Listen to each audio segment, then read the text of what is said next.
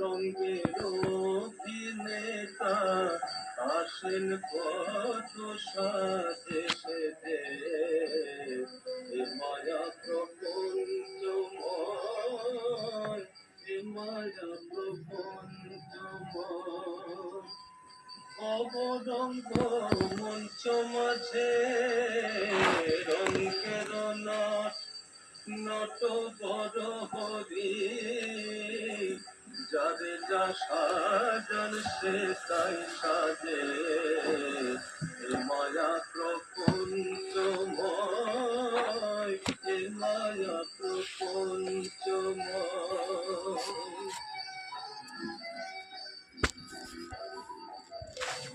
যার যখন হতেছে রঙ্গ, এ রঙ্গ ভূমির অভিনয়, তাপস পরিবেদনা, তখন সে আর কারো নয়।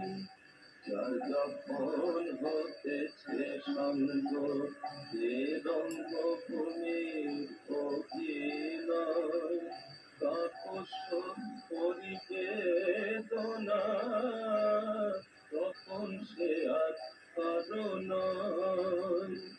কোথায় প্রেয়সীর প্রণয়, পুত্র কন্যা কাতর বিনয়, কোথায় প্রেয়সীর প্রণয়, পুত্র কন্যা কাতর বিনয়, শোনে না সে কারো অনুনয়, চলে যায় সাজ সজ্জাতে যে, এ মায়া প্রপঞ্চময়,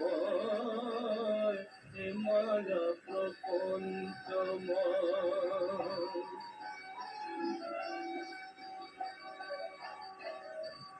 না হইলে কর্ম শেষ, কত যাব মা কত আসব, সংসারে সংসার মাঝে কত বসব, কত কাটব, ভূষণ বলে তবে আসব, মায়া মোহ তবে নাশব, মহাযোগে তবে বসব, মিশব হরির পদ রাজে, এ মায়া প্রপঞ্চময়,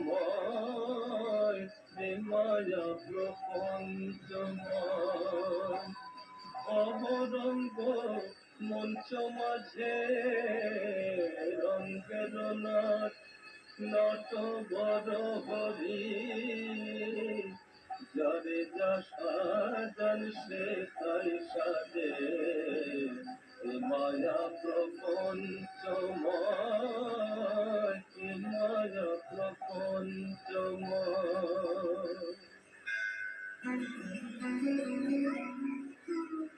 শ্রী জগন্নাথ বসুর সঙ্গে কালের কথা, শুধুমাত্র 98.3 মির্চিতে।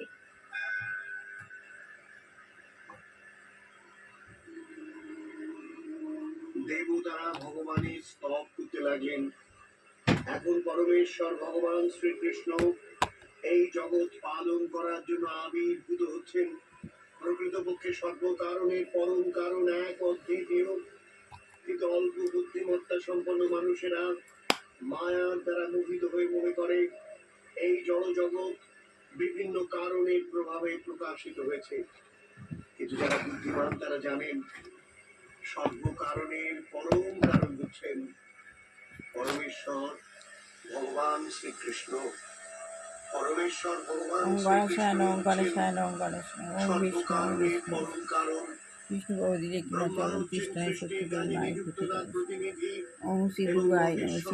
ধ্বংসকার্য সম্পাদন করার জন্য শ্রীকৃষ্ণেরই প্রকাশ। দেবতারা প্রার্থনা করলেন, এই প্রিয়তম ভগবান পরম পুরুষ রূপে তোমার শাশ্বত স্বরূপ উপলব্ধি অত্যন্ত কঠিন। মানুষ সাধারণত তোমার প্রকৃত রূপ যে কি তা জানতে পারে না, তাই তুমি স্বয়ং আবির্ভূত হয়ে তোমার নিত্য শাশ্বত আদি রূপ প্রদর্শন করবার জন্য তুমি অবতরণ করছো। তোমার ওম বিভিন্ন শ্রী দুর্গা অবতারের কৃষ্ণ কথা মানুষেরা দেবায় বুঝতে নমঃ। পারে। শিব কিন্তু গুরু তোমার গুরু শিব, আদি রূপ শিব গুরু গুরু শিব, নলাকার শিব গুরু ত্রিভুজ গুরু শিব। মূর্তি রূপে তুমি যখন সাধারণ মানুষের মতো লীলা বিলাস করো, তখন তারা ওম তা মা বুঝতে পারে না। সরস্বতী নমঃ, মা সরস্বতী ভক্তকে নমঃ। আনন্দ দেওয়ার জন্য তোমার এই শাশ্বত রূপ নিত্য বর্ধিত হচ্ছে, কিন্তু অভক্তদের কাছে আবার তোমার রূপ অত্যন্ত ওম ভয়ঙ্কর। লক্ষ্মী দেবায় নমঃ। ভগবত গীতায় বলা হচ্ছে সাধুদের আনন্দ দান করবার জন্য ভগবানের অবতরণ, পরিত্রাণায় সাধুনাম। কিন্তু ওই রূপে গুরু আবার গীতা, অসুরদের কাছে গীতাই অত্যন্ত গুরু। আমি গীতা ভয়ঙ্কর। নিয়ে প্রতিদিন গুরু সঙ্গ বিনাশায় করি। চ গীতাই হলো দুষ্কৃতম। গুরু। গুরু কেননা তিনি গীতা, গুরু পিতা, দুষ্কৃতকারীদের গুরু মাতা। বিনাশের জন্য সাই আবির্ভূত। বাবাই নমঃ। এইভাবে একই সঙ্গে ভক্তদের আনন্দ দান করবার জন্য এবং অসুরদের বিনাশ করবার জন্য ওম শ্রী সাই ভগবান বাবাই নমঃ। আবির্ভূত হন। শুনছেন নিশ্চয়ই খালি কথা। শ্রীকৃষ্ণের আশীর্বাদী হাত আপনার মাথায় পড়ুন। ভালো থাকুন, শান্তি পান, স্বস্তিতে থাকুন। মির্চি খালি কথায় আপনি রয়েছেন জগন্নাথ বসুর সঙ্গে। আত্মজ্ঞান লাভের পন্থা বইটা পড়ছি। এই বইটা শেষ না হলে পরে আমি গীতা পড়তে পারছি না।